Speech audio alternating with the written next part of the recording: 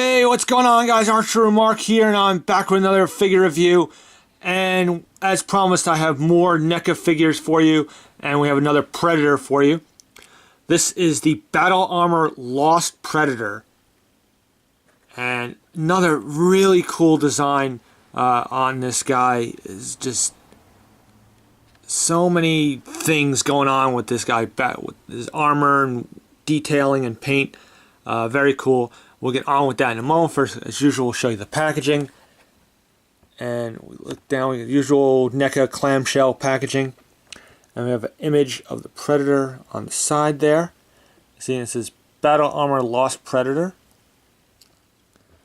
An image on the front of the figure. And it says from Predator 2. Over 25 points of articulation, includes sword, sheath, and throwing disc. Okay, I'll flip this over. Again, Battle Armor Lost Predator from Predator 2. Okay, there's a little bio on the character, which you can pause the video, read at your leisure. Again, image over here. And we have some of the other figures that are available.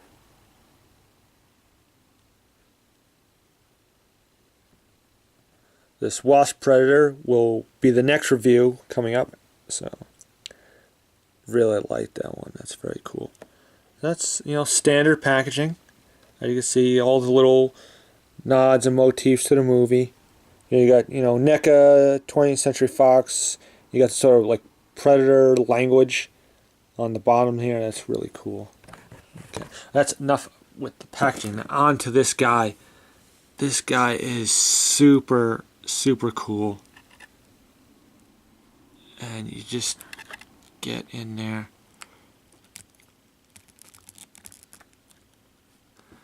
Now I think that this guy has very classic Predator looks, but also some stuff that's a little different. If you look at the armor, and we're going to take a full view here, we'll just go down.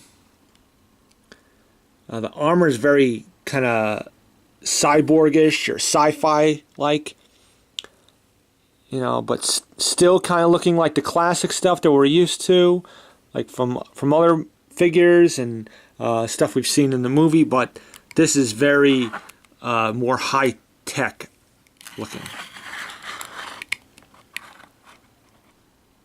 You can see, look at, the details, the intricacy of this back piece that holds the shoulder cannon. Again, as usual, all sorts of little detail and just great paint apps on this guy. A bit of pieces on his legs, and you got little things hanging off on the side there. All kinds of other little gadgets and things. There's the sheath for his sword, which we'll show you a little bit later. Again, look at the detail on the dreadlocks, all the little beads that are in there. Again, and these are all very flexible, movable.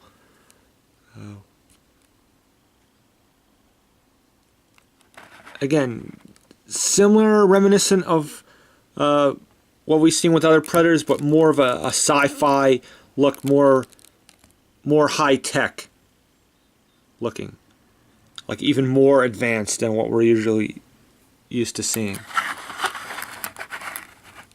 Okay, and this guy, like the helmet on this, look at that.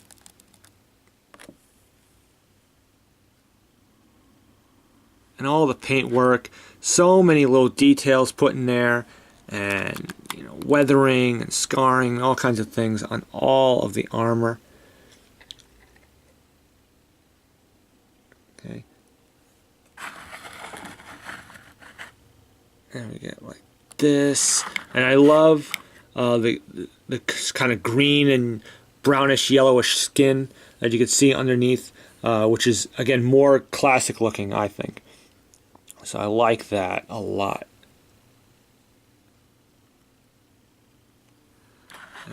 If you look at the shoulder cannon, which has a whole ball joint system, so it can move up and down and rotate all around. May not want to play with it too much because it's kind of thin, so it may break off. So you want to be careful with that. Okay.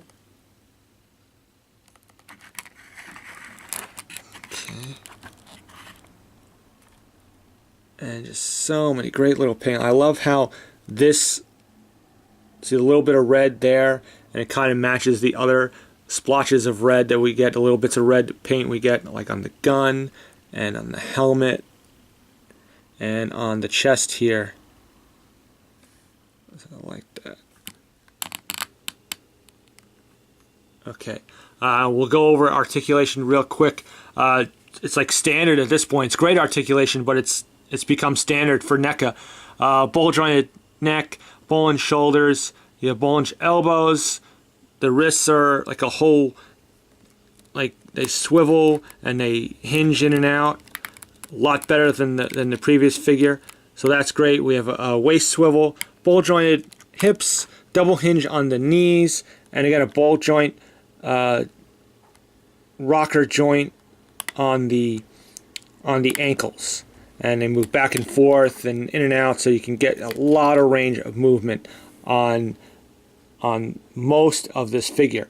I say most because one thing I need to point out is the elbow joints. They're very much hindered by these gauntlets, these big thick pieces, and they kind of block the articulation, so you can't get too much movement out of the elbow joints. You can still get some decent poses, but that just is something to point out.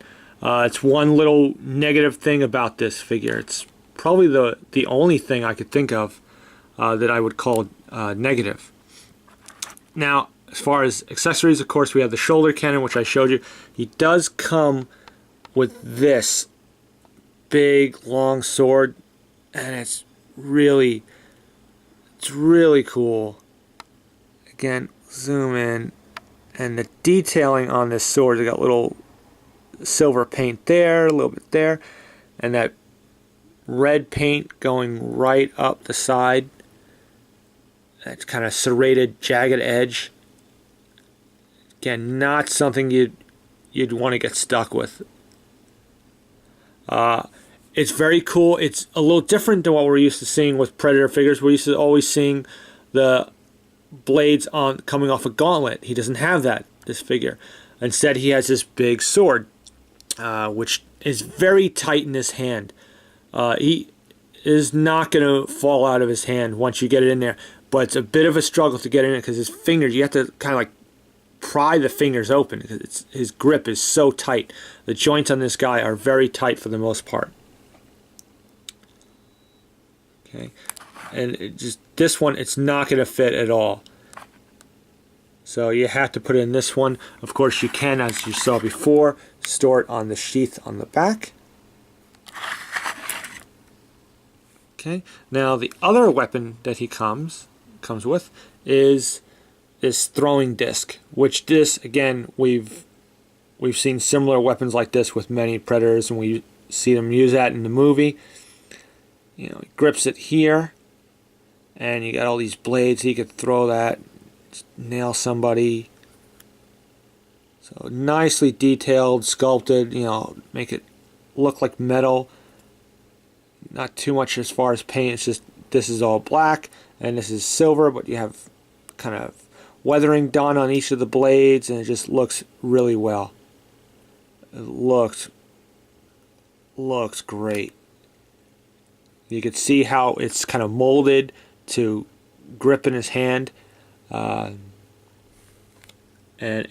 he can hold it pretty well in this hand. The way it's kind of molded to that hand. It's kind of designed to fit in that hand. But the hand it's like I said, it's very tight. So you have to kind of wedge it in there a little bit. So, but he won't have much trouble holding it, which is good because it's so tight. So once you get it in, he's going to grip it pretty well. Again, the amount of poses you can get with it is hindered because of the elbow joints. You know, they move, but it's just these. The biggest problem with this figure, as I just said, is these gauntlets very much hinder the elbow articulation, especially on this side. So they're not too much movement there. So that is one big fault with this guy. But I do feel it's still a great figure. He looks amazing. If you're just going to pose him on your shelf, you get him posed a certain way that you want, and it'll work. It'll look great. As usual, Neca did a magnificent job with this guy. Just all the details, the articulation is there, the accessories, the paint apps, all the weathering done on the various pieces just look great. So again, hope you got.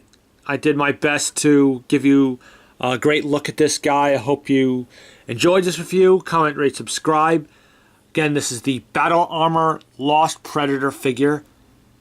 I would still recommend it despite the hindrance of the elbow joints. But if that's going to bother you, that may be something you want to look into or think about. Okay? So, again, hope you enjoyed this. As usual, I'm just coming back again. And it's great to be back. It's great to be doing these reviews again. Hopefully I don't come off as too rusty. So, farewell. Thank you very much for watching. And so long.